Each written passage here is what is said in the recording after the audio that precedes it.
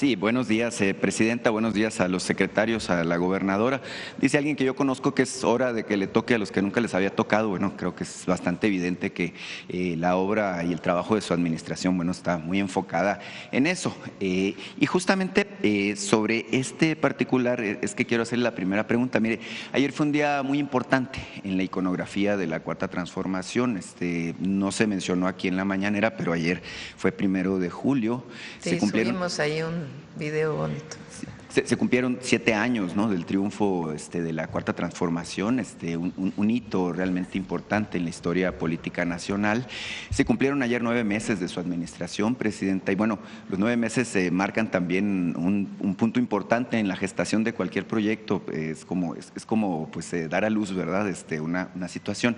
Yo le quiero preguntar justamente qué significa para usted estar frente al país en este momento en el que, bueno, se ve que está dando a luz una nueva forma de hacer las cosas. Bueno, con muy significativo acto que nos presenta hoy, bueno, se nota también que está volteando a ver justamente a los estados, a las regiones que nunca habían tenido condiciones de desarrollo. Entonces, preguntarle sobre ese particular, presidenta. Es avanzar con la transformación del país. El presidente López Obrador, como lo hemos dicho, puso los cimientos, el primer piso, y nos toca construir el segundo piso de la Cuarta Transformación, avanzar, consolidar lo que tenemos y avanzar con la transformación, para el bienestar de todas y de todos, pero por el bien de todos, primero los pobres. Sí.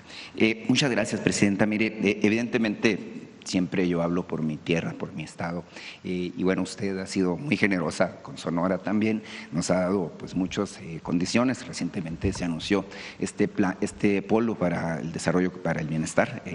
También, bueno, pues usted ha anunciado múltiples asuntos, el tema del ferrocarril hasta Nogales, el tema de, bueno, los proyectos para desarrollar semiconductores, el tema de la electromovilidad con el proyecto Olínea, lo que tiene que ver con la infraestructura, carretera, muchos temas. La verdad es que pudiera estarme aquí varios minutos platicando de los grandes proyectos que hay para Sonora. Nosotros siempre pues habíamos pedido una oportunidad para subirnos al tren del desarrollo. Sabemos que tenemos la capacidad de trabajo, que tenemos la mística y la cultura de hacer las cosas. En este sentido, presidenta, bueno, creo que es también importante decirle que en Sonora le estamos muy agradecidos. Creo que es de gente educada. Pues, además está lloviendo ya en Sonora. Además ya nos está llegando la lluvia. Después de 3 años.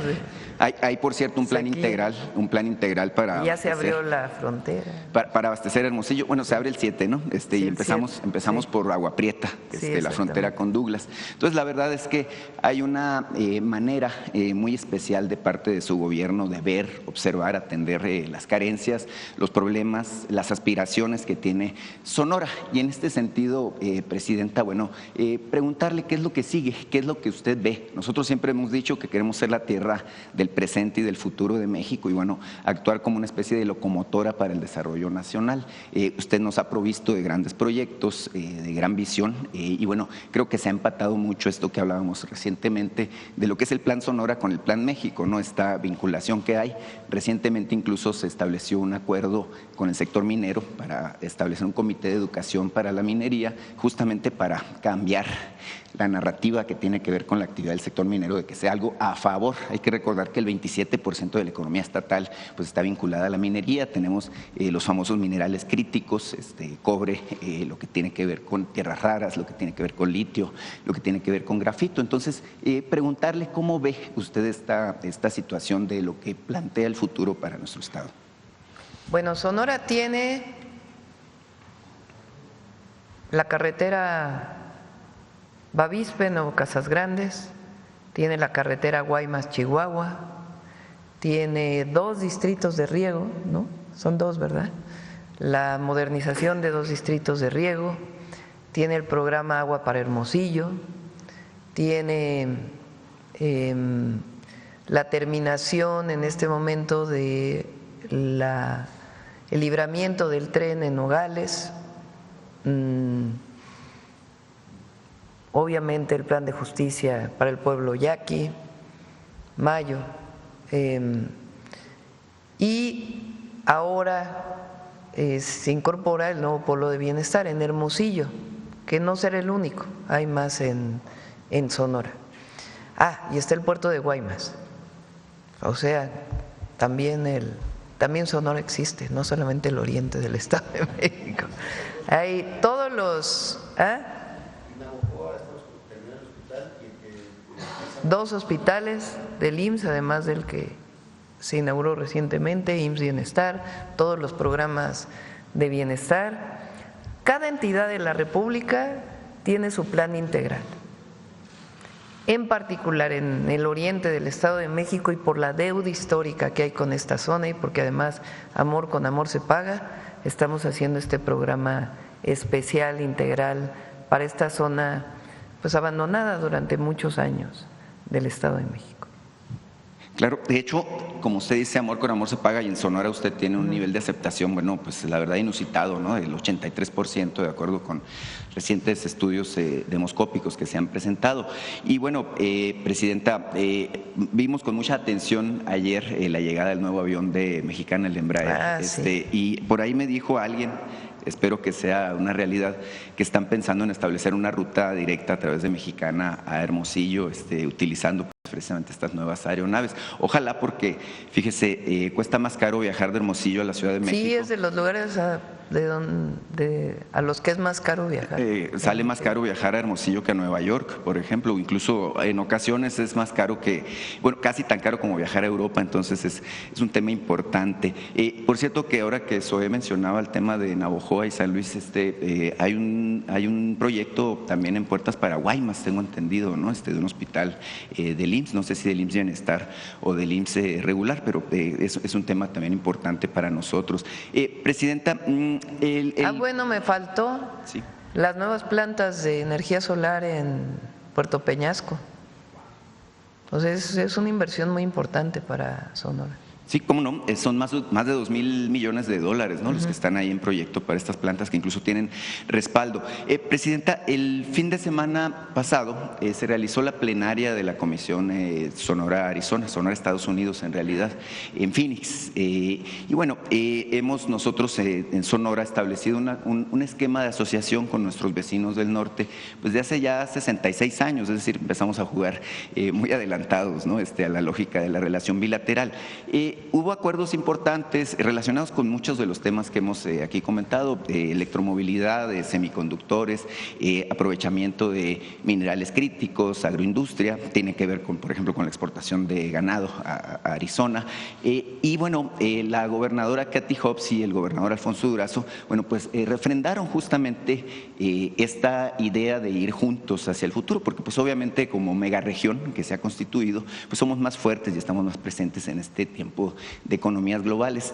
Preguntarle, Presidenta, si usted ve este modelo de asociación que tenemos Arizona y Sonora y Arizona, como una posibilidad de que se replique justamente para mejorar esta interacción que tenemos a través de la frontera. Sí, por supuesto que sí, es parte del Plan Sonora. El centro de diseño, ¿cómo se llama, Rosaura? De Cutzari, pero le llamamos centro de diseño o casa de diseño, o taller de diseño. Casa de diseño de semiconductores, con varias instituciones de educación superior. Tiene una sede en Puebla, otra en Jalisco y otra en Sonora.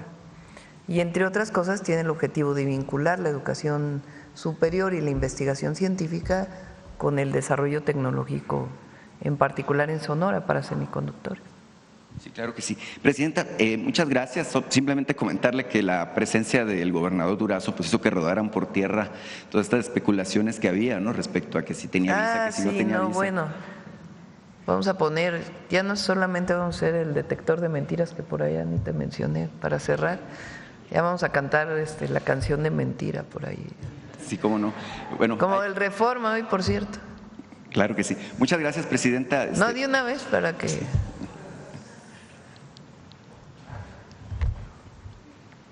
Advierte en creación de un Estado espía.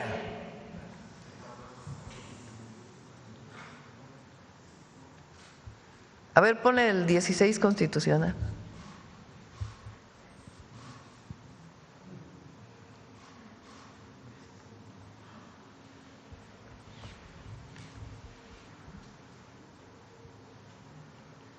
el artículo.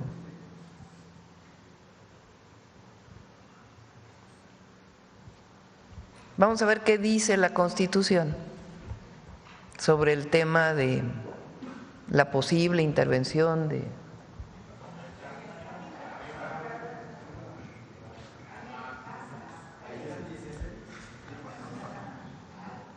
Pero es que es más abajo.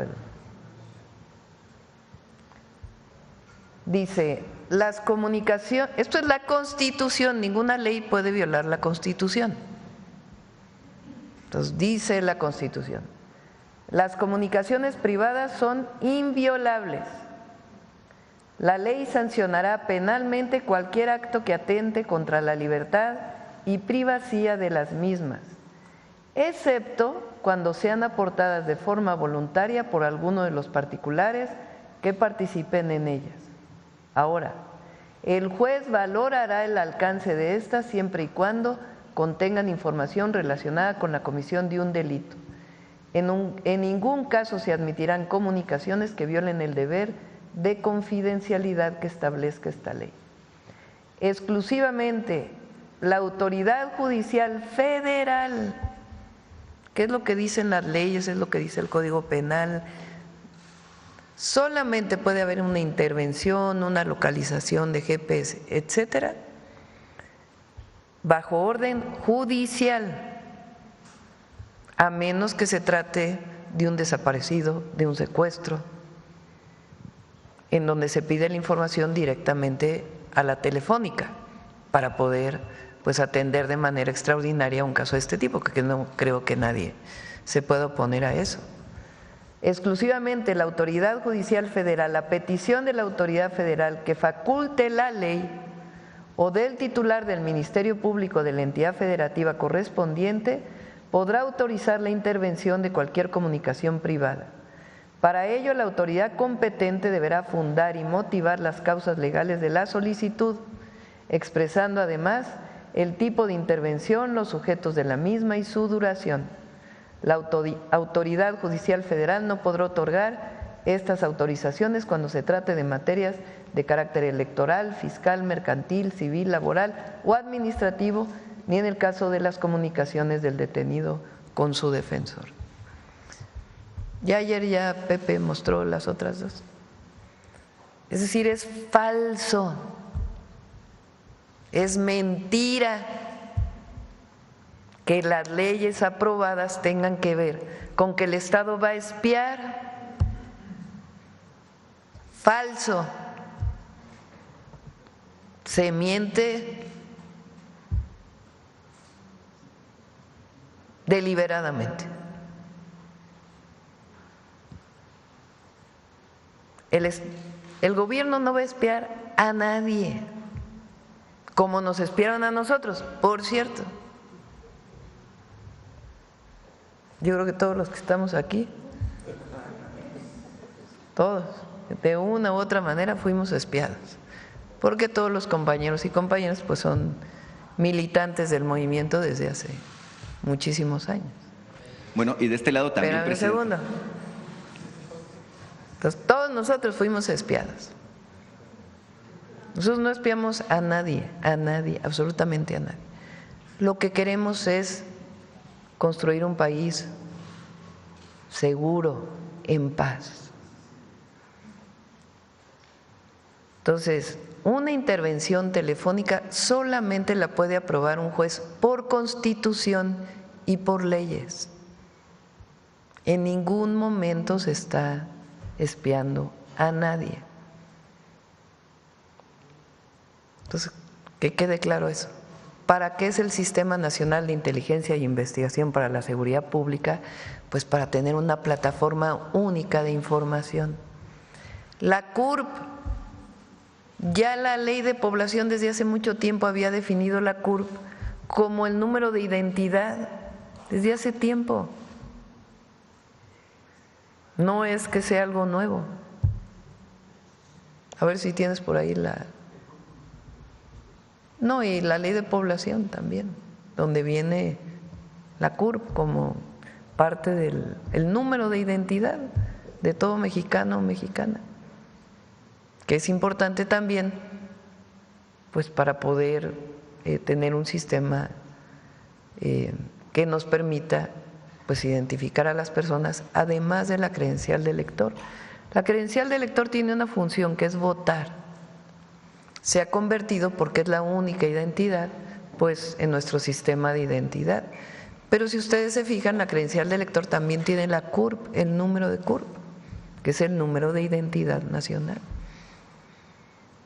Entonces, no hay nada en las leyes que se aprobaron que tenga que ver con espionaje a ciudadanos o que tenga que ver con censura también, que ya como ese ya pasó, entonces ahora viene con la ley espía, ya la ley censura ya se cayó solita y entonces ahora va la ley espía. No, nada de eso. Bueno, vamos, adelante. Sí. Bueno, de este lado también, Presidenta, nos han espiado, sí, y bueno, es evidente que la oposición miente como respira. Muchas gracias, Presidenta. Por cierto, la estamos esperando en Sonora para su tercera visita. Sí, ya esta ocasión voy a ir a Tamaulipas, San Luis Potosí y Veracruz. Este fin de semana vamos a ver del tema. Muchas gracias, Presidenta. Buenos días. Yared Arciniega, de Revista Fortuna.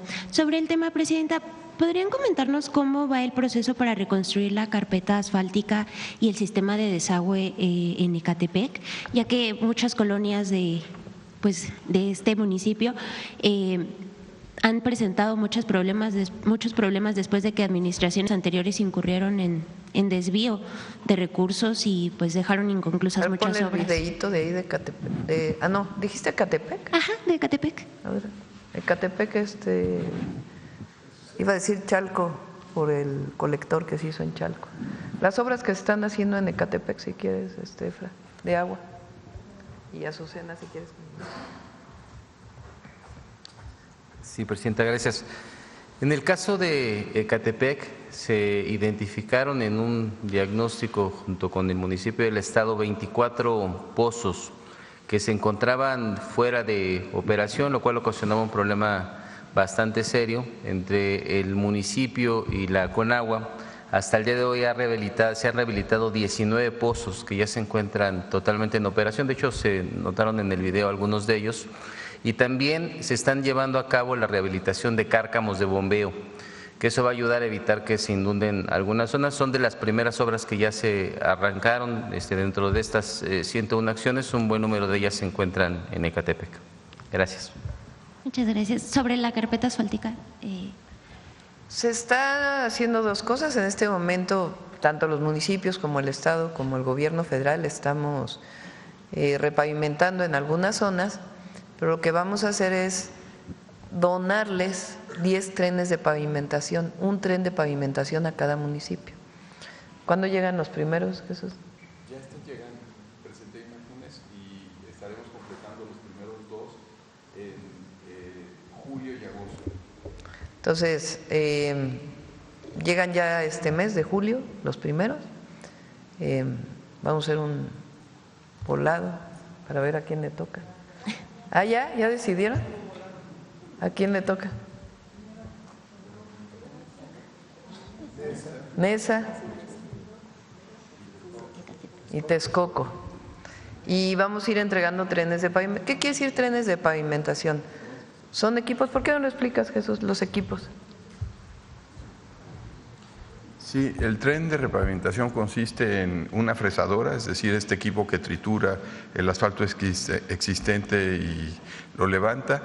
Después, equipos para tender el asfalto, lo que le llaman las finishers o extendedoras, y compactadores, tanto neumáticos como rodillos metálicos, que básicamente es lo que se requiere para hacer un tendido de mezcla. También la pipa que extiende la emulsión, que es con lo que se da la adherencia de la carpeta. Entonces, todo esto lo integra un tren de repavimentación.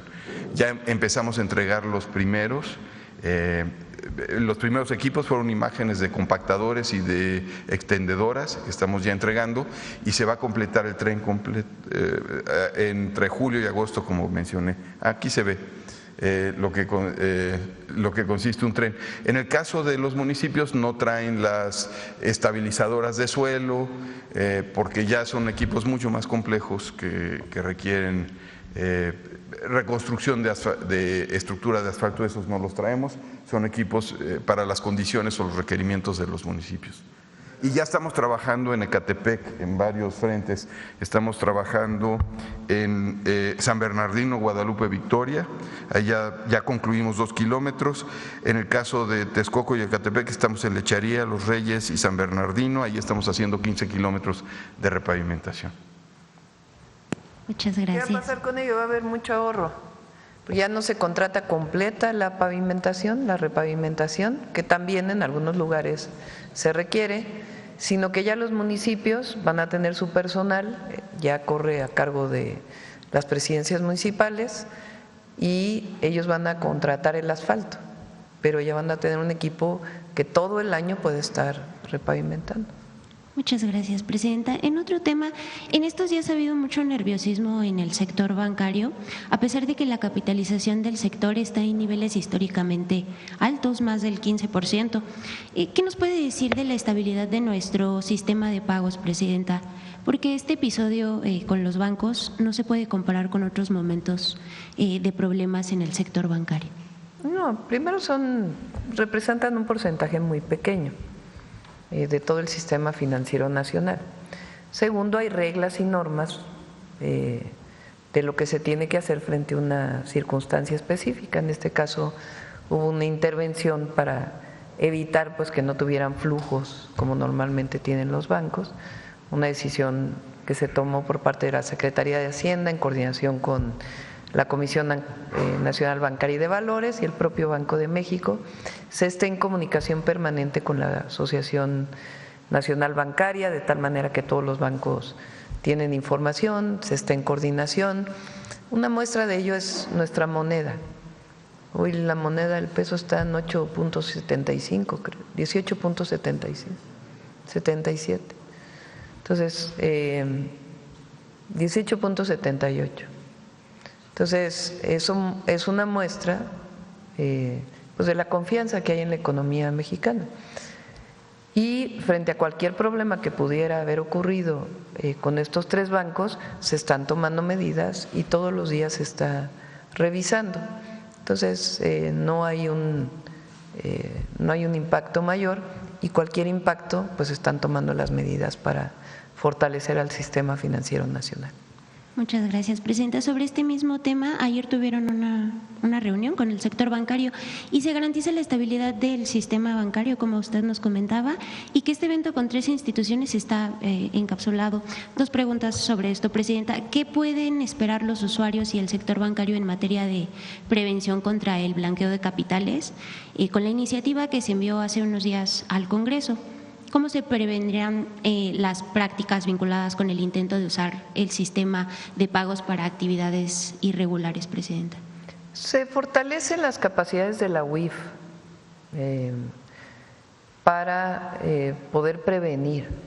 La UIF tiene una función principal que es la prevención cuando congela alguna cuenta que tenga que ver con lavado de dinero, sea por razones vinculadas con la delincuencia organizada o problemas relacionados con con corrupción o algunos otros temas. Entonces tiene sus funciones en cualquier sentido del lavado de dinero y ahora se fortalecen estas acciones y estas actividades de la UIF.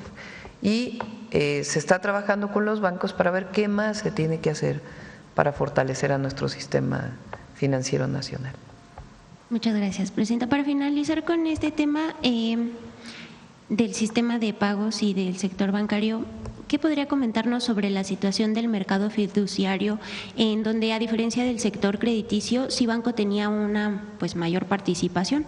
¿Podría comentarnos si otros bancos, además de Nafin, podrían apoyar al traslado y a la custodia, al traslado de la custodia de estos fideicomisos durante los próximos días?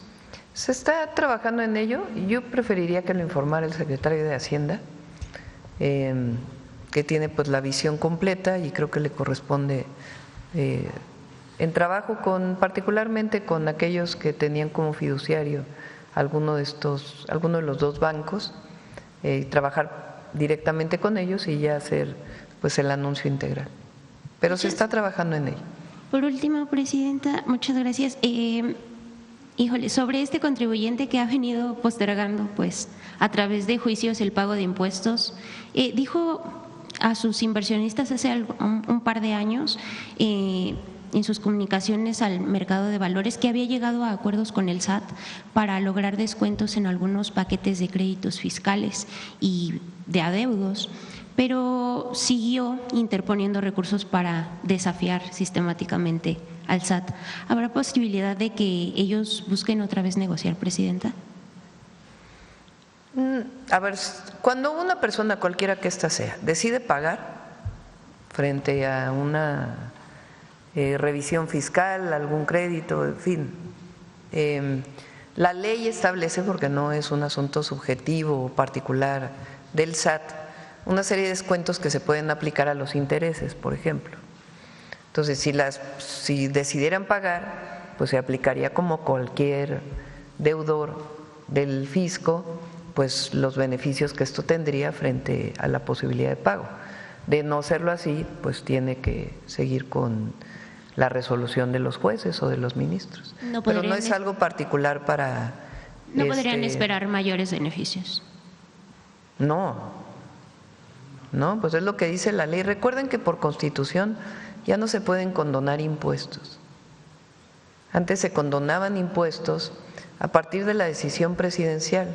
Otra de las… Fíjense, eso es una forma de autoritarismo. Que el presidente hubiera decidido a quién le condonaba impuestos y a quién no, con mucho daño al erario público y al pueblo de México. Cuando llegó el presidente López Obrador puso en la Constitución que estaba prohibido la condonación. Y entonces ya es un esquema distinto, está establecido por ley, el que vaya a pagar, que tiene una deuda, pues a qué beneficios puede tener frente a ese pago de intereses, ¿no? Y está establecido por ley y lo establece el SAT como tal. Pero tienen que decidir pagar. Muchas gracias, Presidenta. Sí. A ver, el compañero de aquí atrás que hace rato, desde ayer estaba ahí. Gracias, Presidenta. Arnoldo Cuellar, del Laboratorio de Periodismo y Opinión Pública de Guanajuato. Ayer se mencionó el caso de la Casa Azul aquí del exgobernador Diego Sinue. Usted decía que debía aclarar él. Mi pregunta va en el sentido de si no son las instituciones las que deben intervenir. Es un tema muy delicado, implicaría lavado de dinero, implica también jugar con los fondos públicos de la seguridad y sobre todo, Presidenta, tenemos una gran claridad que en Guanajuato no se avanza en este tipo de investigaciones. El presidente López Obrador siempre decía que ahí gobernaba un grupo, que no era propiamente el gobernador, que había un grupo de ultraderecha.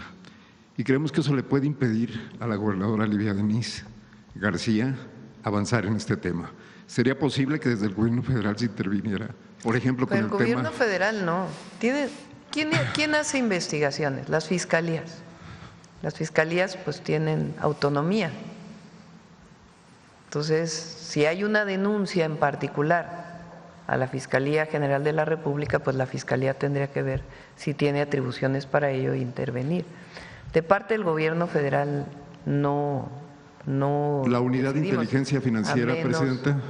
La unidad de inteligencia financiera, más allá de lo que salga en un periódico o en un medio de comunicación, está permanentemente investigando y cuando encuentra algún asunto de lavado de dinero, pues interviene preventivamente, cerrando o solicitando el congelamiento de la cuenta y, si es el caso, presentando la denuncia ante la Fiscalía General de la República.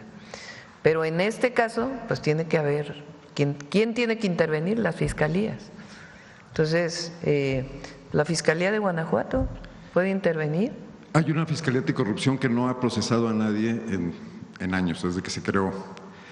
Pero también me gustaría mucho escuchar su punto de vista desde la cuestión ética, porque bueno, pues hay que tener la cola corta para tener la lengua larga, ¿no? El Partido Acción Nacional no ha dicho nada prácticamente y en Guanajuato han salido a defender al exgobernador con esta misma tesis de que debe aclararlo personalmente.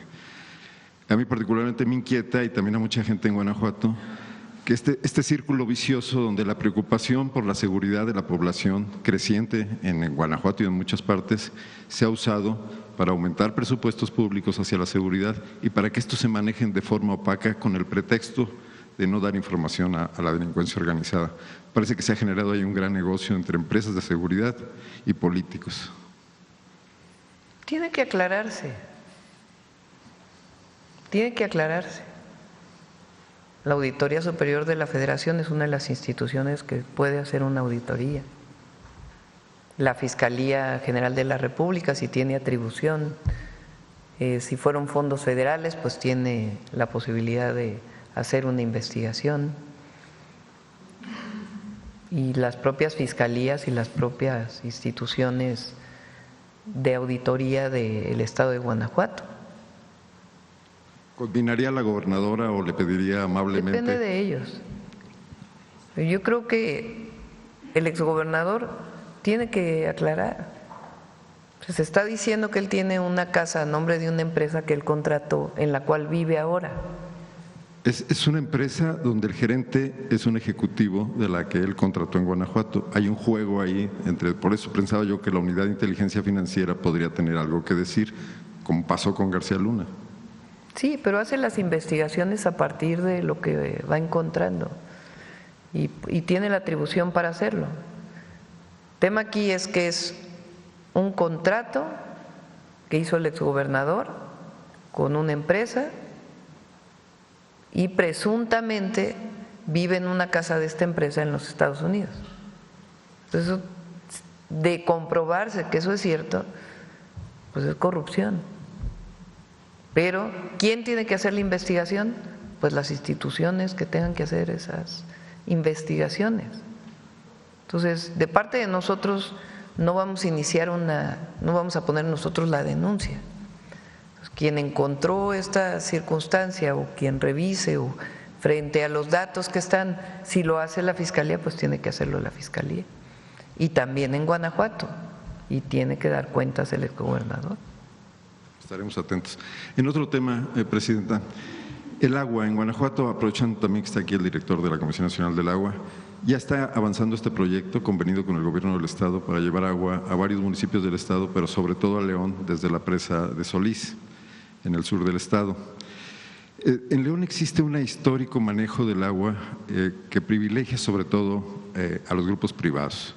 El sistema de agua potable de León es manejado por empresarios inmobiliarios, empresarios de la curtiduría, del calzado, las cámaras que los representan, y los usuarios no tienen representación. Las familias que utilizan el agua todos los días no tienen un asiento en esos consejos. Aquí el problema que estamos viendo es que si el agua llega con el apoyo de este programa federal y de esta inversión federal, esta pueda volver a ser manejada de esta manera. Hay que recordar que León es una de las ciudades con mayor niveles de desigualdad en México y no llega el agua a quienes la necesitan realmente. ¿Es posible garantizar con la intervención federal que se va a hacer para la obra que se democratice y que se pueda supervisar la utilización de esta agua? Los sistemas de agua son municipales, a menos que por constitución estatal se defina un manejo estatal.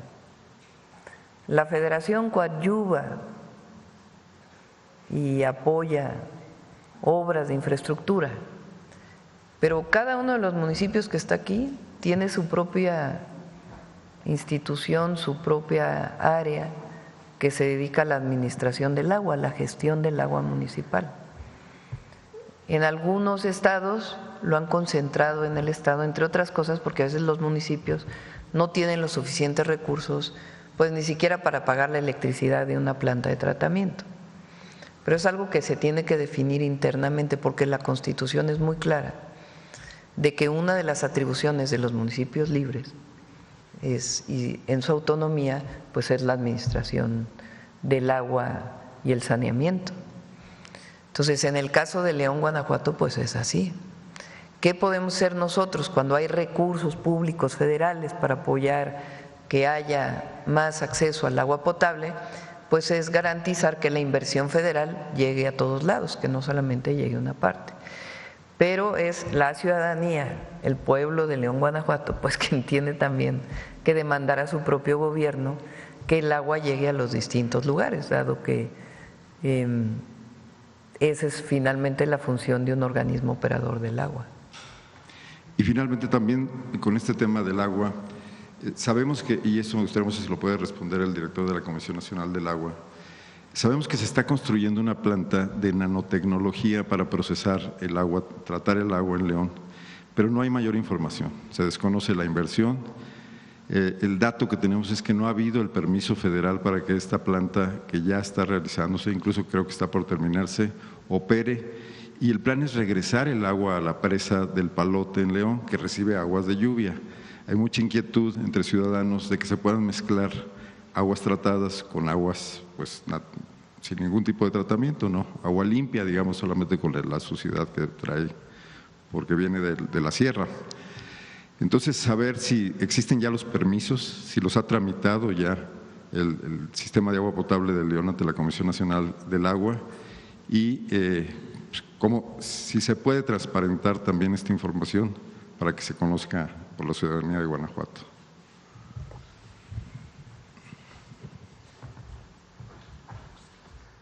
Bueno, solo señalar, como lo mencionó hace un momento la presidenta, que la operación en su mayoría corresponde a los municipios. Seguramente esta se trata de una obra de carácter local. En el caso de la Comisión Nacional del Agua, por instrucciones de la presidenta, lo que estamos próximos a echar a andar, a construir a mediados de mes, es lo que tiene que ver con el acueducto Solís-León, que es una gran inversión de 15,000 millones de pesos que se van a realizar durante el sexenio y que va a dar agua a 5 municipios. Se tiene también contemplada la tecnificación del distrito 011, que nos va a ayudar a ahorrar agua para que la podamos destinar al consumo humano y que va a estar asociada a la obra del acueducto. Y además se tienen inversiones conjuntas con los municipios y con el Estado a través del Fondo de Infraestructura Social, que va a ayudar a realizar un gran número de obras que tienen que ver con redes de distribución, con cárcamos de bombeo, plantas de tratamiento. En este caso en particular a la que se refiere, no se trata de una obra que estemos realizando en la Conagua y al tratarse de un tema municipal tampoco requiere de un permiso de nuestra parte, pero con gusto buscamos la información y la socializamos. El permiso es para regresar el agua a la cuenca a través de verterla en la presa del Palote. Ahí sí requiere la autorización federal y al parecer está detenido por eso la culminación de este proyecto. Con gusto buscamos la información para ver si hay una solicitud. Aquí no sabe nada. Y la compartimos. Gracias. Gracias. Ayer lo comenté, hay una norma que existe desde hace mucho tiempo ambiental en el país que permite que el agua tratada tenga descargas en un cuerpo de agua y después de un cierto tiempo pueda potabilizarse para consumo humano. Tienen que cumplirse muchísimos requisitos y tiene que haber una medición muy estricta de la calidad del agua y la tecnología de potabilización pues tiene que ser una tecnología de última generación. Pero es posible hacerlo en México, existe una norma ambiental que lo permite. Lo que hasta el momento no hay nada que lo permita es que directo del drenaje pase a tratamiento, potabilización para consumo humano. Tiene que haber un cuerpo de agua donde se asiente y a partir de ahí generar el proceso de potabilización. Entonces, ¿qué tendría que haber? Pues una revisión de la tecnología, si la tecnología es viable, si no es viable, porque hay también ha habido mucha charlatanería en la historia de nuestro país de tecnologías de tratamiento y potabilización de agua en el pasado. Entonces, tiene que garantizarse que la tecnología es buena y que no hay ningún problema para la salud de las personas, pero es factible hacerlo, o sea, es legal. El tema es que cumpla con toda la normatividad y que la ciudadanía lo conozca y que sea transparente, en efecto. Sí. Sobre Mexicana de Aviación. Muchas gracias, Presidenta. Celsin Juárez, de noticiasdefrente.com. Presidenta, saber qué significa para el país la llegada de estos aviones. Pues el primero de 20 de última generación para la aerolínea mexicana, para nuestro país en general. ¿Qué nos puede decir al respecto? Mexicana de Aviación, ustedes saben, tuvo una larga historia que lamentablemente terminó, como muchas otras cosas en nuestro país, con una empresa pública que fue privatizada y cuyo manejo fue pues totalmente corrupto, tanto que quebraron a la aerolínea. En la época de Calderón se va a concurso mercantil, no le da nada a los trabajadores y se queda así por mucho tiempo hasta que el presidente López Obrador decide rescatar a Mexicana de Aviación como una aerolínea del Estado mexicano. Hay una crítica feroz de toda la oposición, de todo el conservadurismo, de que cómo es posible otra vez tener empresas del Estado, que no van a tener ninguna rentabilidad, que nada más se van a llevar recursos públicos, porque durante todo el periodo neoliberal pues se privatizó todo lo que pudieron. Lo que no se privatizó es porque hubo un movimiento social que evitó que se privatizara, o trabajadores y trabajadoras que evitaron que se privatizara. Si no, hubieran privatizado hasta las primarias públicas. Bueno, de hecho la ley, la reforma educativa del 2013, pues entre otras cosas tenía un proceso privatizador de la educación pública. Entonces, el objetivo de Mexicana de Aviación es que pueda volar a costos más económicos sin comprometer su rentabilidad y su eficiencia. Nos decía aquí el compañero de Sonora que viajar a Hermosillo es como viajar a Europa. Cuesta lo mismo y hay bien poquitos vuelos. Pues ¿qué requiere? Es competencia. Entonces, durante la pandemia le pegó a muchas líneas aéreas y otras líneas que también fueron pésimamente manejadas. Entonces, el presidente López Obrador decide que el Estado mexicano recupere su línea aérea, Mexicana de Aviación. Mexicana está operando hasta ahora con muy poquitos aviones.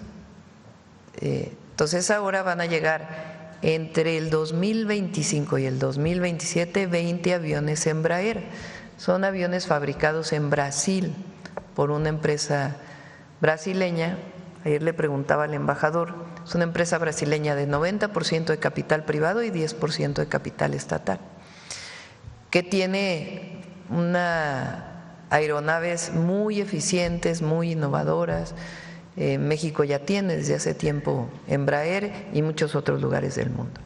Entonces se decide comprar estos 20 aviones, hay que irlos pagando poco a poco y eso le va a dar pues la consolidación a Mexicana para poder volar a distintos lugares. Ya han avanzado mucho en su automatización, en su promoción, en plataformas digitales de turismo. Entonces es muy importante que exista esta línea aérea que lleve a las mexicanas y a mexicanos a lugares donde las líneas comerciales nunca van a llegar o donde van a tener precios altísimos, porque como no es tan rentable la línea, pues entonces no se va a poder. Pero tiene un plan de negocios, va a ser o es eficiente, es rentable, está vinculada con la Fuerza Aérea Nacional y la Secretaría de la Defensa, lo cual le da una cobertura muy importante. Y estos 20 aviones pues son un símbolo también para nuestro país. Yo decía ayer en el discurso, es hasta una declaración de principios, porque sí creemos, no se trata de que el Estado tenga todo, nosotros no creemos eso. El privado es indispensable en nuestro país, la iniciativa privada es fundamental en nuestro país y la inversión privada es indispensable, nacional y extranjera. Pero esta idea de que el Estado no puede tener nada y cada vez tenga menos, nosotros no coincidimos con eso. El Estado tiene la posibilidad de tener empresas rentables, eficientes que le den al pueblo de México una opción que de otra manera no tendría. Bueno, además aviones hechos en Latinoamérica. Aviones hechos en Latinoamérica. Sí, además, pues este vínculo que hay ahora con Brasil, ¿no? Presidenta, bueno, y hablando de Brasil, saber si ya está lista para la cumbre de los BRICS, si nos podría compartir su agenda, cuál va a ser. ¿Va a ir el secretario de Relaciones Exteriores? ¿Usted ya no va? No, nunca he dicho que iba a ir. Nunca confirmé. No va. No se puede estar viajando tanto. Hay mucho trabajo aquí en el país. Si vamos a algún lugar o a otro es porque consideramos importante, pero en el caso de los BRICS va a la reunión el secretario de Relaciones Exteriores, vamos como observadores, nosotros no formamos parte de este conglomerado de países, entonces vamos como observadores, va a ir Juan Ramón de la Fuente, y con Brasil en particular tenemos, bueno, el objetivo es que en agosto se dé una reunión muy importante entre el secretario de Comercio de Brasil y su secretario de Relaciones Exteriores y el secretario de Comercio de México y de Relaciones, bueno, de Economía y de Relaciones Exteriores, y vengan empresas brasileñas con empresarios mexicanos para poder ver en qué se puede cooperar y colaborar para complementar nuestras economías, más que competir, para complementar. De igual manera lo estamos haciendo con India. En la reunión que tuvimos con el primer ministro de la India en el G7, ahí hablamos de varias áreas de oportunidad, desde materiales críticos hasta, en particular a nosotros nos interesa mucho el vínculo con la industria farmacéutica de la India, pero que se invierta aquí en México. Entonces también este mismo año vamos a tener una reunión muy importante sobre ello. Viene también la representante de la Comunidad Europea, de la Unión Europea, que la invitó en septiembre probablemente venga, porque también en el próximo año pues firmamos la ratificación del acuerdo comercial que tenemos con ellos, y lo importante no solamente es el acuerdo comercial per se, sino en qué nos complementamos y cómo de una manera complementaria pues empujamos la economía mexicana, garantizando buenos empleos para nuestro país. Aún no sabe qué día de septiembre, no sé, tal vez 15, todavía no tenemos las fechas, pero es Brasil, India y la Unión Europea. Con China tenemos relaciones en muchos temas y obviamente con Estados Unidos pues tenemos el tratado comercial, que es muy importante. Gracias, Presidenta. Y ya por último, si me permite una pregunta a la gobernadora Delfina.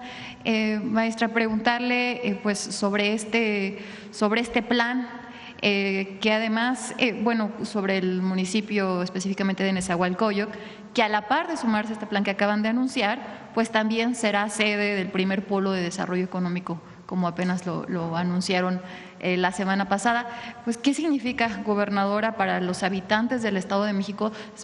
Se podría decir que se está hablando de una justicia social, porque bueno, pues ha sido una zona pues muy abandonada durante mucho tiempo, y también conocer si este plan después podría implementarse en los municipios del sur, de estos que colindan con Michoacán y con Guerrero. Gracias, Presidenta. Sí, efectivamente, pues para nosotros representa una justicia social, pero también permite el fortalecer el objetivo que tenemos como gobierno estatal de una transversalidad, en donde comentamos que no solamente este plan va a ofrecer servicios, sino también va a generar empleos, va a impactar en la economía. Vamos a trabajar, porque es lo que nos ha pedido nuestra presidenta, que todo vaya conectado, y entonces estamos trabajando también lo que es la educación dual, que tenemos que preparar a nuestros jóvenes para que puedan responder a las necesidades de las empresas o de los que van a inyectar economía. Entonces estamos trabajando de manera mejor de servicios, el alumbrado, la cuestión del agua, que es lo que piden también nuestras empresas cuando vienen aquí a asignar algún recurso. Y junto con ellos sí, una parte que nos ha pedido nuestra presidenta es no perder de vista precisamente los otros municipios, la zona del norte y del sur, que es importante, y que afortunadamente tenemos un buen espacio territorial como para que pueda impactar más adelante. Entonces, ya la presidenta nos ha dado esa tarea, estamos trabajando en ello, estamos pidiendo que ojalá haya otro polo de desarrollo. Ahorita estamos analizando precisamente el desarrollo urbano, todas las extensiones de tierra, porque es algo que nos ha pedido mucho nuestra presidenta, que no olvidemos los otros municipios que quedan pendientes y que estamos trabajando con ellos. Gracias. Muchas gracias, presidenta. Bueno, vamos con dos más.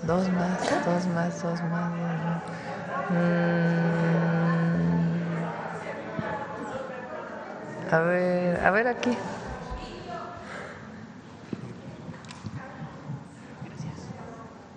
Gracias, presidenta. Muy buenos días para todas, para todos. Juan Manuel del medio Infopolitano del Estado de México. Preguntarle, presidenta, ¿cuál fue en su diagnóstico, qué diagnóstico tuvieron en esta zona oriente para estos 10 municipios para implementar este programa? Sobre todo por su experiencia en la Ciudad de México, tuvo mucho contacto con esta zona del Estado de México y bueno, pues también pues su paso, ¿no?, en el municipio de Naucalpan. Usted más que nadie conoce las necesidades que se viven en esta zona del Estado de México. Ya lo decía mi compañera, pues históricamente ha estado abandonada, ¿no? Sí, los demás presidentes y presidentas municipales han de decir por qué no nos tocó a nosotros. Vamos a seguir, es decir, no es lo único que vamos a hacer en el Estado de México, vamos a trabajar. Por ejemplo, hay una Universidad Rosario Castellanos en Naucalpan que nos comprometimos desde hace tiempo y se está trabajando ahora para todo el tema de la inundación que hubo en Naucalpan. Y sí, en efecto, crecí toda mi infancia la pasé en Naucalpan, Estado de México. Hacienda San Diego de los Padres, era en Echegaray. Hay toda esa zona que creció pues de clase media durante una época, creció la Ciudad de México hacia esa zona. Bueno, además de estos 10 municipios, pues vamos a trabajar en otros municipios. ¿Por qué estos 10 municipios? Son los municipios con mayores carencias en el oriente. Hay otros municipios en el oriente que son más rurales, donde también estamos trabajando, pero estos son los municipios con mayor urbanización y mayores carencias. Entonces, pues es una deuda, no solamente del gobierno, es una deuda de México con estos municipios, y es donde más pobreza urbana se concentra de todo el país. Entonces estamos haciendo realidad el por el bien de todos, primero los pobres. Justamente, presidenta, este sería en su sexenio el programa de mayor importancia en el Valle de México, el que se va a aplicar. Sí, bueno, tenemos este programa con Efraín, con Conagua. Estamos haciendo un programa con la maestra Delfina, el gobernador Menchaca de Hidalgo y la jefa de gobierno, un programa muy importante para dotar de agua potable a la zona metropolitana del Valle de México, incluido el estado de Hidalgo, y tiene que ver también con el saneamiento del río Tula. Entonces, hay muchos otros proyectos que estamos desarrollando también. Muchas gracias, presidenta. Si me permite una pregunta a la gobernadora, una opinión a la gobernadora Delfina acerca de este programa. ¿Cómo ha sido esta coordinación interinstitucional entre los 3 niveles de gobierno? Pues de manera, pues es un proyecto histórico para la zona del Estado de México. ¿Cómo ha sido esta comunicación? ¿Cómo se ha desarrollado este plan? Y sobre todo, si hay alguna fecha estimada para que concluyan estas 120 y tantitas obras. ¿Hay un plazo ya estimado para que pues se vea un rostro diferente a la zona oriente del Estado de México? Bien, gracias. Pues, ¿cómo ha sido? A través de un diagnóstico que efectivamente se hacen mesas de trabajo en donde hay un coordinador y precisamente por instrucciones de nuestra presidenta y llevando esa tarea que yo digo como maestra, algo que nos ha pedido es que efectivamente sea de manera muy rigurosa. A través, bueno, se hace el diagnóstico, después se hacen las reuniones de trabajo, se va evaluando los avances. Hay mucho trabajo de territorio, algo que se solicita mucho es la supervisión para que se vea el avance y junto con ello, bueno, ir estableciendo metas a corto, largo, mediano y largo plazo. Este proyecto está a lo largo de este sexenio y nosotros esperamos que terminando el sexenio ya se tenga la totalidad de estas metas. Sin embargo, ya ha habido avances efectivamente en cada uno de los rubros, ha habido esa evaluación, ese seguimiento, y algo muy importante que ya les comentaba es la disposición que se tiene. Nuestros presidentes municipales hacen todo lo necesario en lo que se refiere a la asignación de los espacios, de los terrenos, pero también viene la participación social, también se platica con los ciudadanos, y algo que también nos pidió mucho nuestra presidenta es que se partiera de las necesidades que perciben nuestros presidentes municipales, los que pueden tener de primer contacto cómo está su municipio, qué requiere, porque tienen ese contacto con la ciudadanía, pues son nuestros presidentes municipales, y eso yo lo agradezco mucho. No fueron proyectos que vinieron de arriba hacia abajo, sino al contrario, se fueron construyendo a través de esas reuniones. Y junto con ello aprovecho también, ¿qué es lo que pedimos a la ciudadanía? Que nos apoye mucho. Miren, ahorita aprovechando este espacio, en lo que se refiere a la cuestión de las inundaciones, de verdad que yo veo a todos los que ahorita integran el gabinete que están sábados, domingos, van entre semana, están en la noche, hemos estado en la madrugada que mandan esa información. Y lo único que les pedimos a nuestros ciudadanos es de verdad el manejo de basura. Si los ciudadanos nos apoyaran en ese manejo de basura, en ese control, de verdad que evitaríamos muchas inundaciones. Cada uno de los integrantes hace su mayor esfuerzo, pero obviamente no podemos solos y sí necesitamos del compromiso, de la responsabilidad que tiene que tener cada ciudadano para el manejo de basura. Y creo que eso nos va a ayudar mucho, pero vamos bien, hay ese avance, hay esa supervisión, hay ese seguimiento y esa participación. Gracias. Gracias, gobernadora. Presidenta, y si me lo permite, la última pregunta sería justamente en este tema de las lluvias. En los últimos días pues ha sido un tema en el Valle de México estas lluvias atípicas, estas lluvias históricas que se han registrado en el centro del país, y sí quisiéramos conocer pues qué se está haciendo desde los municipios, desde los alcaldes, sobre todo en estas zonas en donde se han registrado estas inundaciones. Estamos hablando del municipio de La Paz, de Ecatepec, en Nezahualcóyotl, incluso en Chimalhuacán también ha habido algunos tipos de cuestiones de inundación, y sí nos gustaría conocer qué es lo que están haciendo estos alcaldes pues justamente para mitigar estas acciones que decía la gobernadora. ¿Alguno de ustedes quiere platicar? Ándale, cerquita.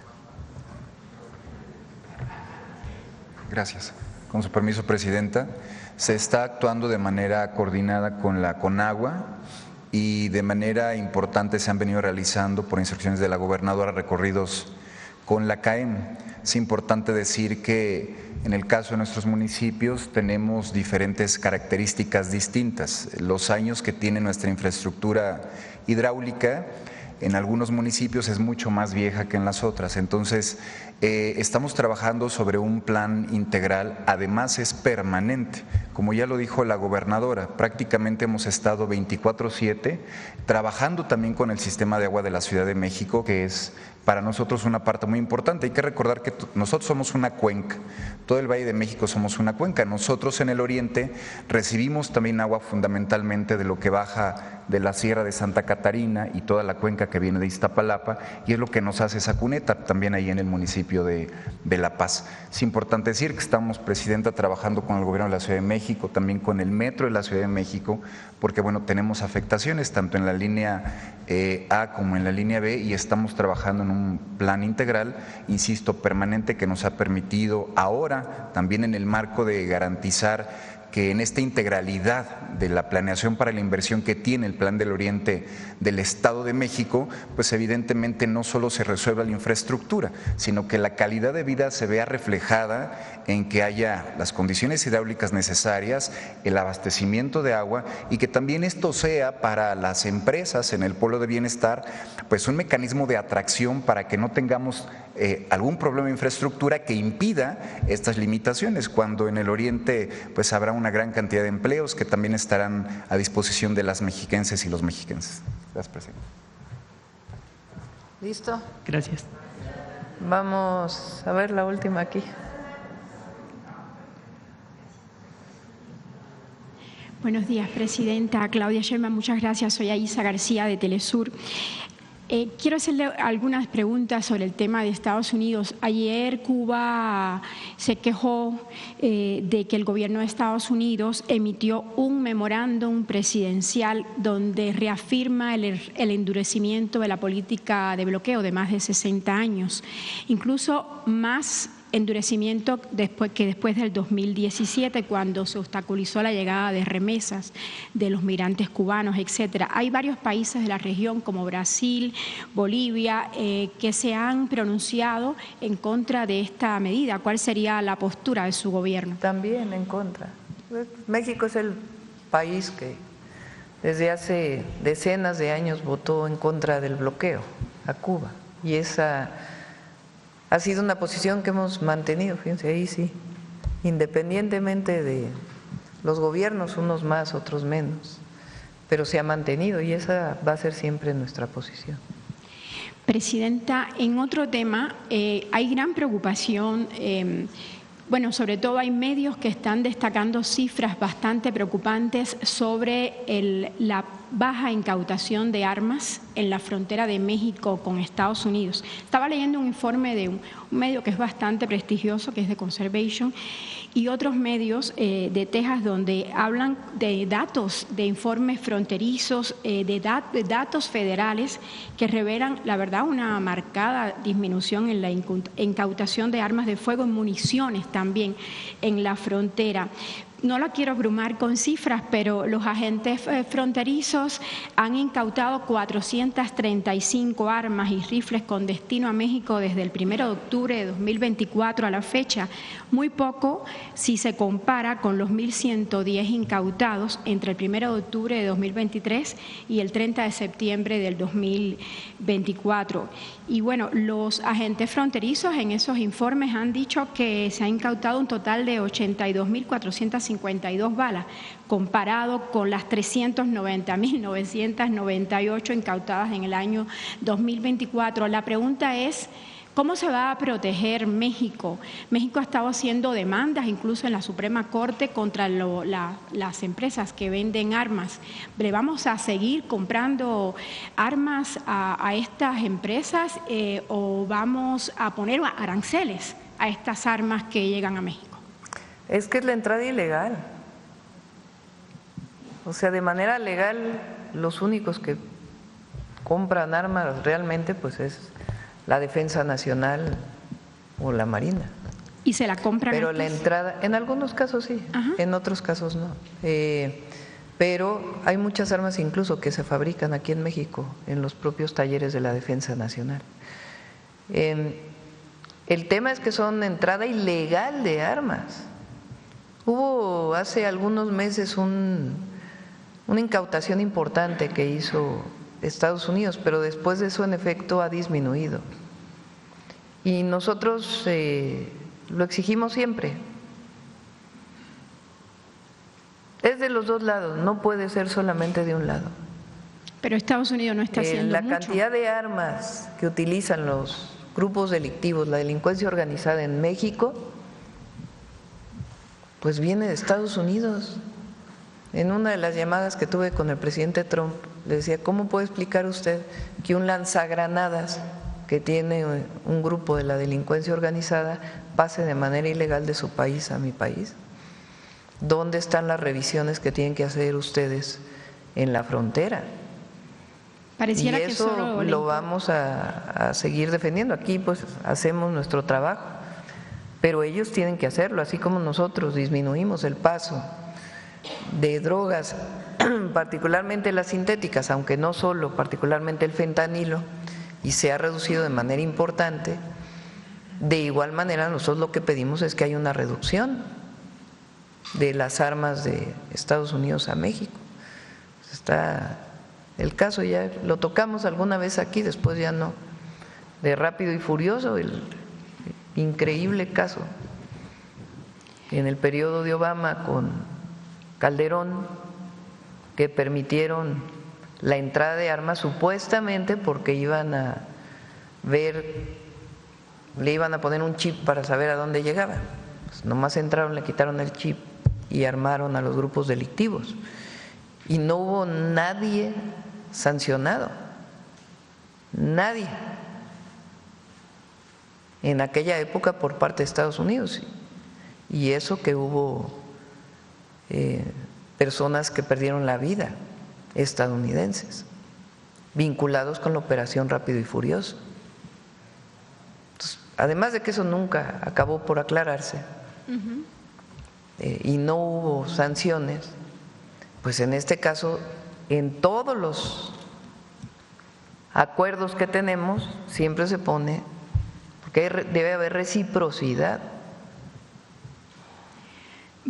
¿Tenemos alguna estrategia como país más allá de las denuncias en la Suprema Corte y de esta constancia de plantear? Todavía queda un juicio en la Corte de Estados Unidos que tiene que ver, hubo uno que no procedió, que fue la venta de las armadoras, que era contra las armadoras, y otra es contra quienes venden las armas.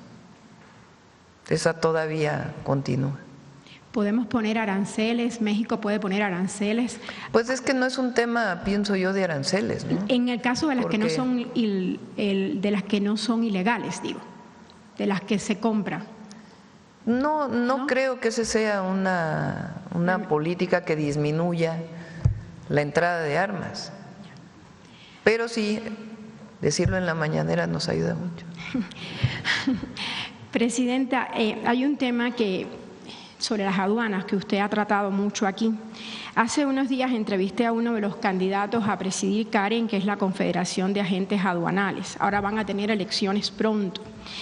Y entrevisté a Claudio Silva Gelso y él destacó la necesidad de prácticas de autorregulación, transparencia y de integridad por el bien del país. Y me llamó la atención porque son palabras que también aquí se repiten en el tema de los aduaneros. Para usted, ¿cuál sería la imagen adecuada, necesaria o que beneficie al país en términos de cómo debe ser un agente aduanal? Así tienen que tener una palabra grande que diga honestidad.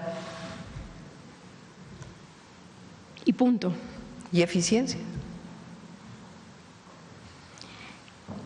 Señora Presidenta, otra pregunta. Durante la pandemia de la COVID-19, este es un tema bastante polémico, pero también un tema tabú, porque se trata de la muerte de las personas. Durante la pandemia usted fue reconocida por haber evitado una crisis funeraria en la Ciudad de México. Eso todos lo recordamos muy bien. Y más adelante usted fue reconocida por impulsar un reglamento moderno que actualizó la normativa local en materia de servicios funerarios. Eso quedó en la Ciudad de México. Ahora, como presidenta en el gobierno federal, ¿tiene previsto usted implementar algún programa o iniciativa para modernizar y fortalecer, estoy leyendo porque es una pregunta larga, los servicios funerarios que ofrecen instituciones como el INSS o el ISSSTE, así como extender este beneficio a los que se benefician de los programas del bienestar? Lo que pasa es que siguen habiendo muchísimos agentes afuera de los hospitales que nada más están así como buitres esperando a que se conozca de algún fallecido para ofrecerle servicios funerarios súper caros. Y bueno, quería saber si eso que usted creó en el gobierno de la Ciudad de México, siendo usted jefa de gobierno, se pudiera extender a través del bienestar o de no sé qué instancias, para que el que no tenga INSS o ISSSTE, o incluso los que lo tengan, puedan acceder a un servicio como el que tienen los trabajadores de la Ciudad de México, que creo que pagan 13 pesos o no pagan, el gobierno les da ese servicio y cuesta 13 pesos, algo así. La normatividad en ese sentido y quien brinda esos servicios en general son los municipios también o los estados. Quien administra, digamos, los cementerios o los crematorios que son del gobierno, de los gobiernos públicos, son los municipios. Entonces habría, si hacemos alguna cuestión, tendría que haber una coordinación general entre municipios, estados y la federación, porque más que una norma o un apoyo, pues lo que hay es que fortalecer esos servicios a partir de quien tiene esa atribución, que son los municipios también.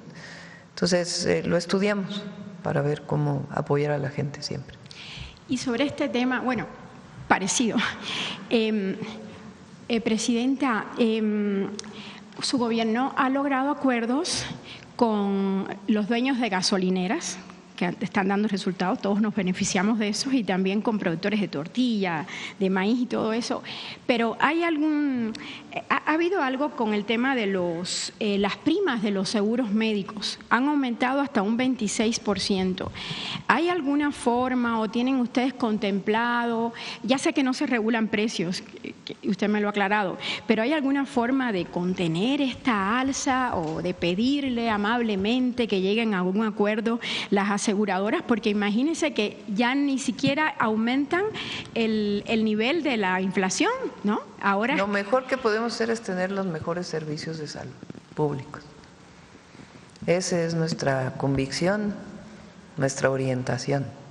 Quien pueda pagar un seguro privado, pues que pague el seguro privado, pero en la medida que las instituciones públicas cada vez den un mejor servicio, pues en esa medida también la gente va a querer ir menos a un seguro privado, ¿verdad?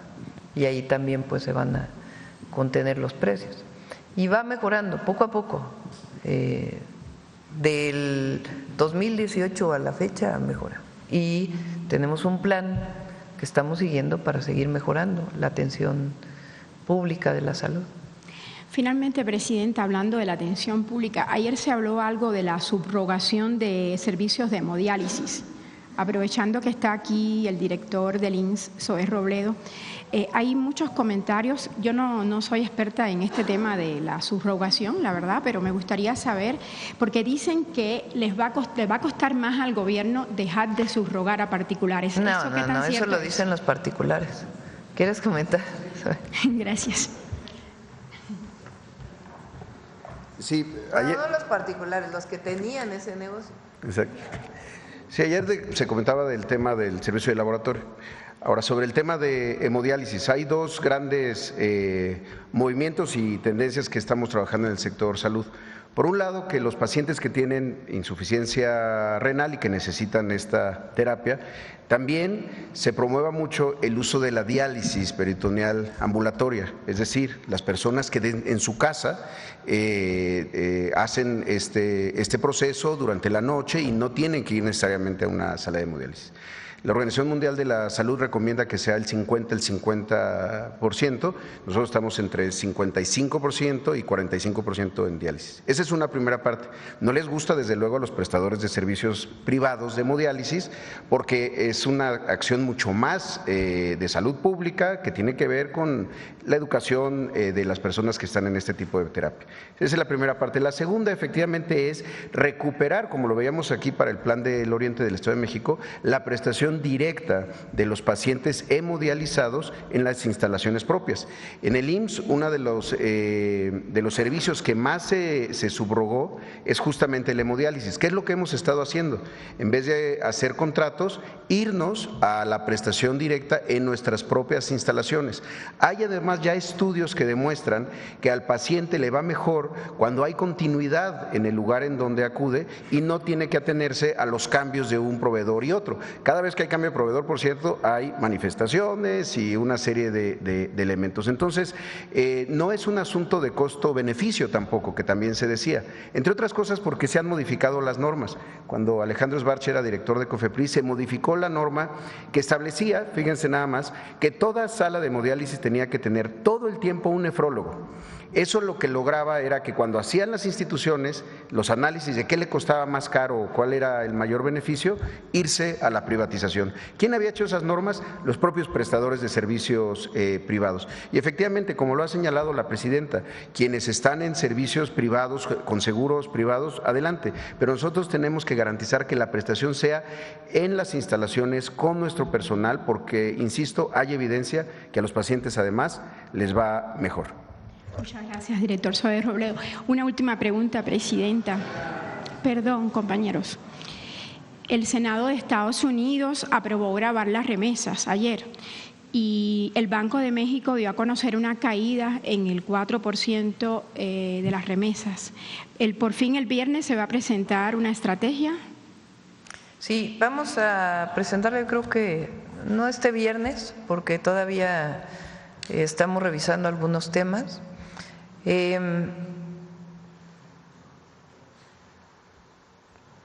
Lo voy a leer, es una nota de Secretaría de Hacienda. México recibió 5.360 millones de dólares en remesas.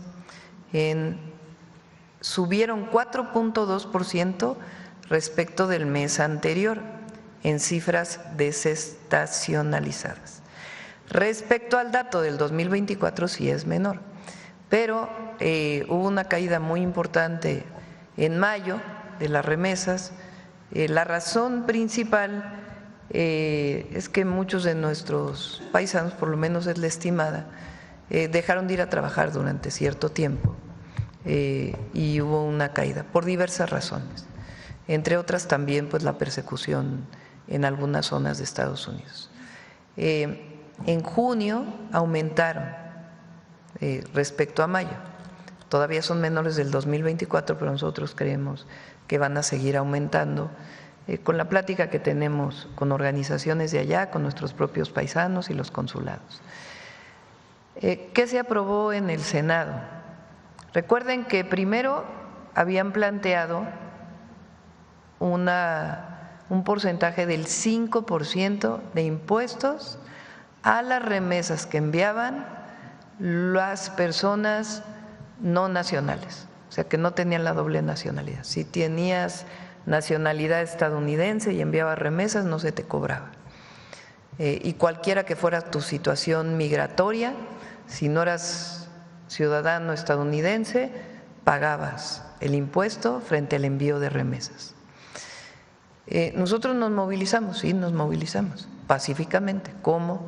Llamamos a nuestros paisanos allá, sobre todo los nacionales, los que tienen la doble nacionalidad, los que tienen ciudadanía estadounidense, que enviaran cartas a sus senadores para informarles pues de la dificultad que eso va a tener para la economía de Estados Unidos y para la economía de México. Se enviaron decenas de miles de cartas. El Senado de la República envió un grupo muy importante de todos los partidos políticos a hablar con congresistas, con senadores. Nuestro embajador allá y también la Secretaría de Relaciones Exteriores tuvieron varias conversaciones. Conversamos en su momento con el secretario de Comercio, el secretario del Tesoro de los Estados Unidos, haciéndole saber pues el impacto que iba a tener para México y para los Estados Unidos. En el Congreso primero se redujo a 3.5%, que era una reducción, pero evidentemente seguía con un impacto muy grande. Ahora en el Senado de la República, ¿qué se aprobó? Para todas las remesas, independientemente de si son ciudadanos o no, se cobra el 1% solamente a los envíos en efectivo. Si es un envío electrónico, si allá tienen una cuenta y depositan en una cuenta acá, no hay impuesto. Si tienen una tarjeta de débito y a través de la tarjeta de débito envían la remesa, no hay impuesto. Como la del bienestar de México. Solamente, no, tiene que tenerla ya el ciudadano o el migrante o el mexicano o mexicana que estén allá.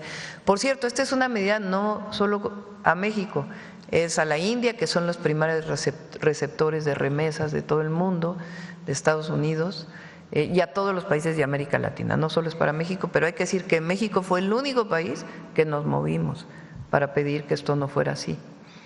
Entonces, todos los envíos electrónicos, cero impuesto. Solamente aquellos que llegan a un lugar donde se aceptan, hay digamos tiendas, lugares en Estados Unidos, principalmente donde viven las mexicanas y mexicanos o hispanos, en donde uno llega con el dinero en efectivo y dice quiero que deposite esto en tal lugar o quiero que lo mande a tal lugar. Y entonces hay un envío a través de un envío bancario. Entonces, a esos que son en efectivo, a esos se les cobra el 1%. Entonces, ya es una reducción importante y a los electrónicos no. ¿Qué estamos planteando nosotros? Más que reembolsar al que envía en efectivo, facilitarle a todos los que envían en efectivo que obtengan su tarjeta de Finabien. Entonces eso es lo que ya vamos a anunciar con Rocío Mejía. porque es mucho más fácil que el reembolso directo en efectivo, que se vuelve mucho más complejo ese reembolso. Entonces, más bien es masificar la tarjeta del Finabien, que es muy fácil acceder a ella, para que pues todos aquellos que envíen en efectivo pues puedan ponerlo en su tarjeta de Finabien, con las reglas de Estados Unidos, obviamente, que se puede obtener en cualquiera de los consulados y a través de la tarjeta de Finabien hacer el reenvío.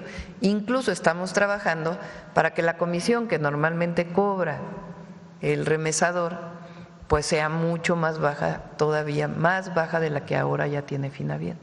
Entonces, como estamos trabajando en eso, ya no nos dio tiempo de presentarlo este viernes. ¿Qué porcentaje de migrantes estarían afectados por este envío? También estamos revisándolo con el Banco de México y con las propias remesadoras.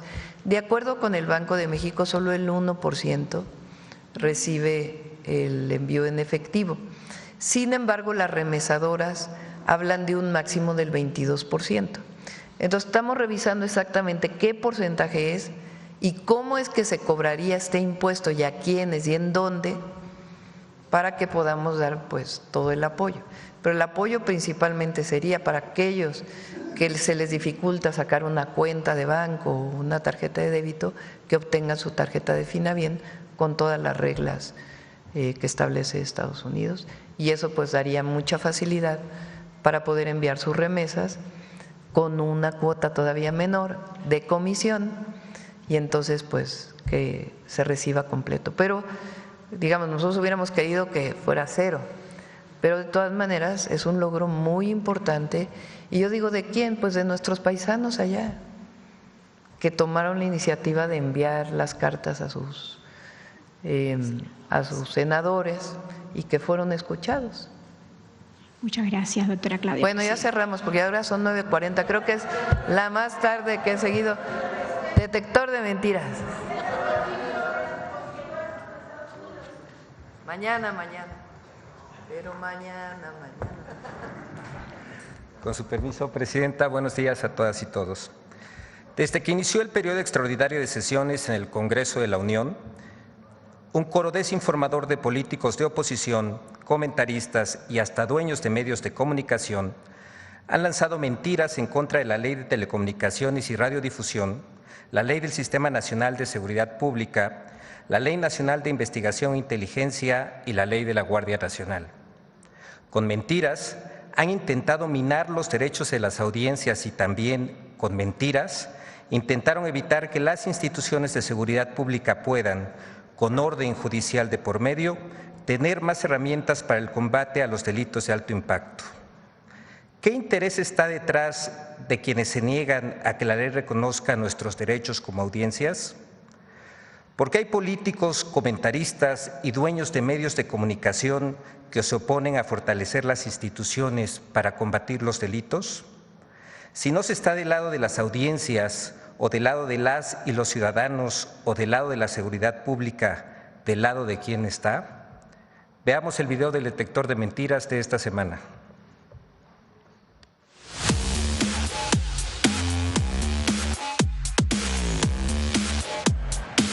Falsas versiones sobre los cambios en leyes para espiar y censurar a los mexicanos y hasta presuntas iniciativas para eliminar al INE son algunas de las noticias falsas que el detector de mentiras localizó esta semana. 1. En un esfuerzo por desinformar a sus audiencias, entre el 23 y el 30 de junio, 15 columnas de opinión en medios de comunicación impresos, noticiarios de radio y televisión, así como comentaristas y políticos de oposición, tergiversaron el contenido de 4 iniciativas de ley diferentes para asegurar falsamente que el gobierno de México busca censurar o espiar a la población. A. La reforma a la Ley General del Sistema Nacional de Seguridad Pública y la Ley Nacional de Investigación e Inteligencia en materia de seguridad pública permiten la intervención indiscriminada de conversaciones telefónicas. Ahora, sin que un juez diga específicamente para ti pueden intervenir tus llamadas, ya no solo van a poder intervenir tus llamadas, van a saber dónde estás, van a poder tener disposición a tus fotos, a tus correos, a tus contactos. ¡Mentira! Las reformas no autorizan intervenciones y escuchas telefónicas. Cualquier intervención telefónica solo puede hacerse con autorización judicial según la propia Constitución, que en su artículo 16 establece que las comunicaciones privadas son inviolables y exclusivamente la autoridad judicial federal, a petición de la autoridad federal que faculta la ley o del titular del Ministerio Público de la entidad federativa correspondiente, podrá autorizar la intervención de cualquier comunicación privada. B. La reforma a la ley de la Guardia Nacional permitirá geolocalizar sin límite a todas las personas. Tu geolocalización en tiempo real, a qué hora sales de tu casa, a dónde vas, a qué hora sales del trabajo, con quién te reúnes. A todo eso van a tener acceso si se aprueban estas 4 leyes. ¡Mentira! La ley de la Guardia Nacional solo permite la geolocalización de dispositivos móviles mediante una orden judicial. En su artículo 9, fracción 26ª, establece que la Guardia Nacional podrá solicitar por escrito y bajo el mando y conducción del Ministerio Público a los concesionarios, permisionarios y operadores telefónicos la información con que cuenten, así como la georreferenciación de los equipos de comunicación móvil en tiempo real, para el cumplimiento de sus fines de prevención de los delitos, previa autorización fundada y motivada de la autoridad judicial. Además, la redacción de este artículo no cambió respecto al vigente escrito por los partidos Acción Nacional y el PRI en 2014. C. La reforma a la Ley Nacional de Investigación e Inteligencia en materia de seguridad pública será utilizada para perseguir y espiar a ciudadanos, periodistas y políticos de oposición. Y en la Cámara de Diputados hoy se discute la ley del Sistema Nacional de Investigación e Inteligencia, la llamada Ley Espía, que no es otra cosa que legalizar el espionaje, porque todas las instituciones pueden obtener y aportar información de los ciudadanos, incluso en tiempo real. ¡Mentira! El artículo 12 de la Ley Nacional de Investigación e Inteligencia en materia de seguridad pública permite solicitar a las instituciones de seguridad pública, a entes públicos y privados, información de sus bases de datos, pero solo cuando se trate de la investigación de un delito de alto impacto, mediante una orden judicial bajo la conducción del Ministerio Público y en apego a lo dispuesto a la Ley General de Transparencia y Acceso a la Información Pública, la Ley General de Protección de Datos Personales en posesión de sujetos obligados y la Ley Federal de Protección de Datos Personales en posesión de los particulares. D. La Ley Federal de Telecomunicaciones y Radiodifusión podrá suspender arbitrariamente transmisiones incómodas. Y es que uno de los misiles autoritarios de Morena es justo lo que le comentó la ley censura, es un peligro absoluto, no solo para los medios de comunicación, es un peligro para todos los mexicanos. La facultad de suspender transmisiones sin orden judicial es la ley censura. ¡Mentira! La Ley Federal de Telecomunicaciones y Radiodifusión rescata los derechos de las audiencias eliminados en 2017 y previstos en el artículo 6 de la Constitución. La nueva Ley de Telecomunicaciones contempla en su artículo 8, fracción 62, la posibilidad de ordenar la suspensión inmediata de las transmisiones que violen las normas previstas en esta ley, únicamente cuando se incumplan los lineamientos en materia de defensa de audiencias o que no respete los valores y principios a que se refiere el artículo 3 de la Constitución, con previo apercibimiento a los medios para que se apeguen a todos los derechos de las audiencias. 2. La reforma para desaparecer el Coneval se realizó para que no se conozca nunca el nivel de pobreza en México. ¡Mentira!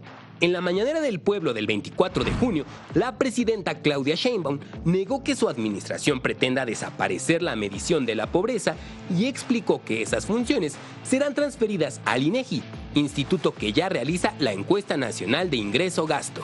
3. La reforma electoral de la presidenta Claudia Sheinbaum eliminará al INE. ¡Mentira!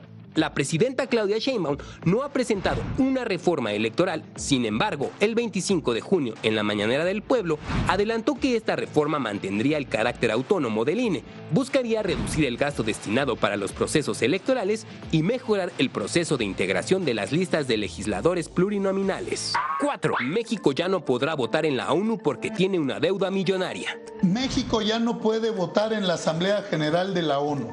¿Y saben por qué es la razón? Y se lo pongo a Familia Típica porque luego no lo ven. Porque no ha pagado. sus cuotas. ¡Mentira! En la mañanera del pueblo del 26 de junio, la presidenta Claudia Sheinbaum informó que los pagos de cuotas a la ONU se van cumpliendo de manera calendarizada, como se han hecho siempre, y destacó que hasta el pasado 16 de junio se han pagado 189 millones de pesos. 13 institutos nacionales de salud serán incorporados al IMSS Bienestar. ¡Mentira! La Secretaría de Salud informó el 24 de junio que es falso que los institutos nacionales de salud se incorporen al IMSS Bienestar. Señaló que estas instituciones continuarán operando de manera independiente bajo la rectoría de la Secretaría de Salud con apego a sus marcos normativos.